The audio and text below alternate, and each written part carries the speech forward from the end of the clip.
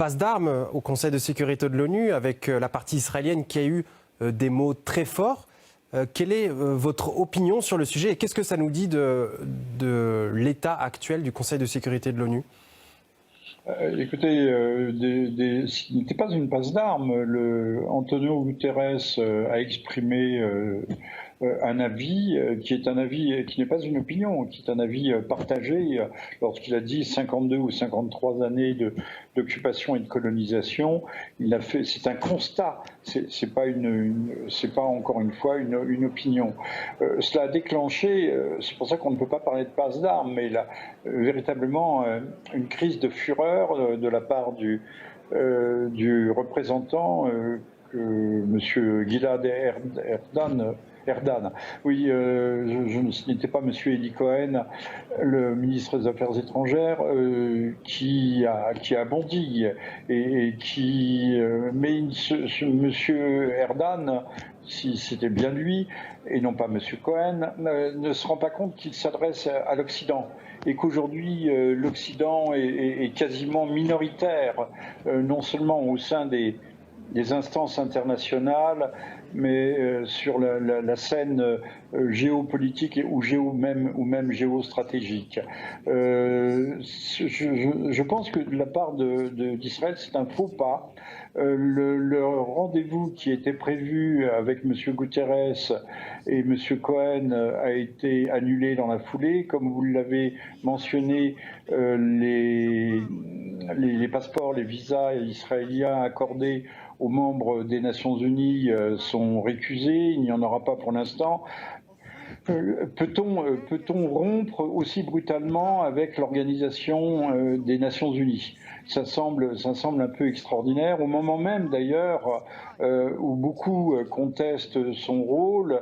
Mais là, je pense que, en ce qui concerne le droit international humanitaire, M. Guterres était dans son rôle et a dit ce qu'il fallait dire. Et je termine là-dessus, sachant quand même que la réponse israélienne à l'attaque du Hamas, qui n'était pas d'ailleurs seule en cause. Il y a d'autres organisations de résistants palestiniens qui sont intervenus le 7 octobre conjointement avec le Hamas. Eh bien,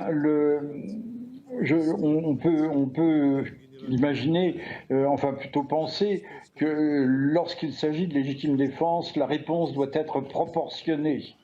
Je veux quand même citer une publication du quotidien israélien Haaretz, qui est l'équivalent du journal Le Monde en France, et qui donne des statistiques relatives aux morts du 7 octobre.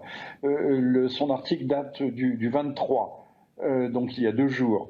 Sur 683 décès recensés, personnes tuées au cours de l'offensive, dont les noms, les lieux ont été précisés.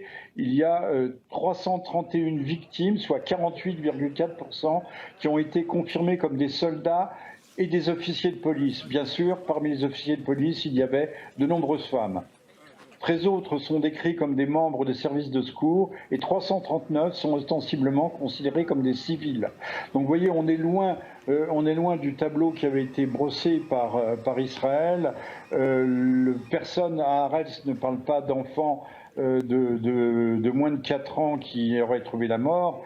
Et en réalité, 7 enfants de 4 à 7 ans et 9 de 10 à 17 ans, mais en aucun cas de bébés décapités, comme l'a mentionné d'ailleurs encore monsieur Netanyahou, le Premier ministre, dans sa conférence de presse avec monsieur Macron, le président français. Donc, encore une fois, les réponses d'OTAN, alors là je donne les chiffres pour les morts quand je parle de proportionnalité de la réponse. On est actuellement à 5 791 morts chez les Palestiniens, dont 2360 enfants et 1292 femmes, et plus de 18 000 blessés. Qu'Israël se défende, c'est une chose. Qu'il ait le droit absolu à répliquer, c'est encore une autre chose.